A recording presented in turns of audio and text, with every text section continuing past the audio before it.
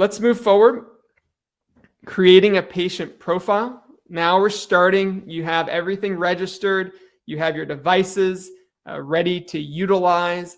Now we have to get our patient profile set up. So this is the process.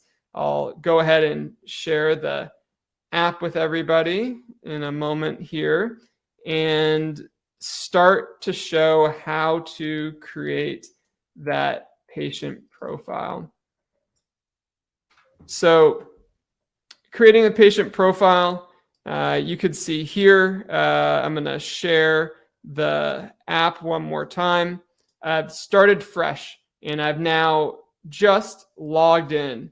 You could see I have the two choices of the profiles that I set up. And so I'm going to go ahead and choose my profile. And I go directly to that home page that I shared earlier.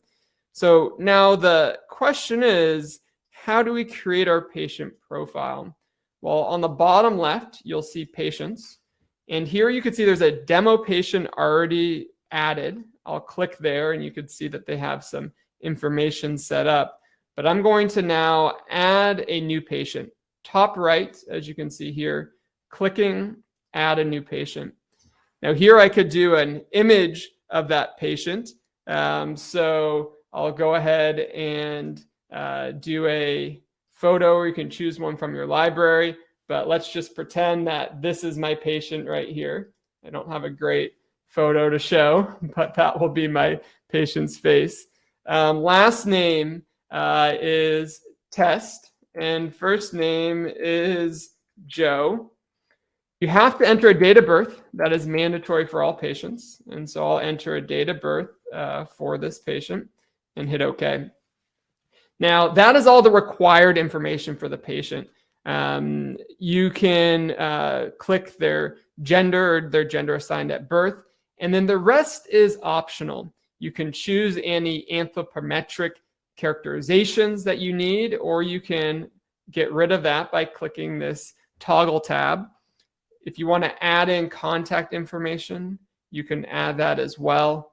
Any medical information, medical history, this can all be added directly into the app. Or if there's any other additional information, marital status, job, leisure, sports, that can be added. Once that's all set for your patient, you hit continue. You do need to agree to keep personal data and agree to share data anonymously for that patient. And then you need the consent from the patient as well. And that's typically, they'll either consent manually or in your intake forms. You'll hit continue, and you can either make another patient at the same time, or you can go directly to their patient profile. So now you can see we're directly in that patient's profile. If I go back, that top left, you can see there's a demo patient. That's the original one. And now you can see this new patient, Test Joe, that I set up. You click on that patient and you have a few different options. If you wanted to invite that patient to this data, to this information, you can click on that and you can send them an invitation by entering their email address. You can also share their profile with an associate, and you can add an associate's account and you could put their email address here as well. So there are different ways to share this data and information. Those are two very useful tools. Now, if you look at targets right here and you see this little crayon or pencil, if you click on that to edit, here's where you can provide target management. You can identify if it's a medical issue. You can identify if it's a performance issue. And you can also identify if it's injury prevention that you're focusing on. So for the medical issue, you can highlight a body region, for example, this rib area, and you can provide what the medical diagnosis is, or there are more items where you can go in depth into their actual medical diagnosis.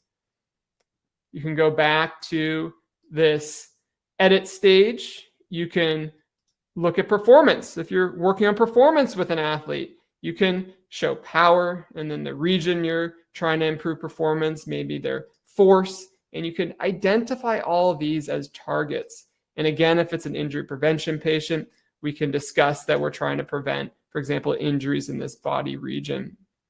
You can hit OK, and then that is highlighted in the area and the body region for this patient. So when you log in, you know that everything is here for the patient as you look at them in a profile, this kind of quick snapshot. So once all of that is set up, you have all the patient information added. You have the mandatory and the optional fields that you can put in. You've put in medical history. You've agreed to data protection. You've identified these targets, whether it's a medical issue, whether it's injury prevention, or whether it's performance. You now have the ability to start testing with this patient and start utilizing their profile. So I'm going to go ahead and switch back to the PowerPoint right now. And these were the steps that we just went through.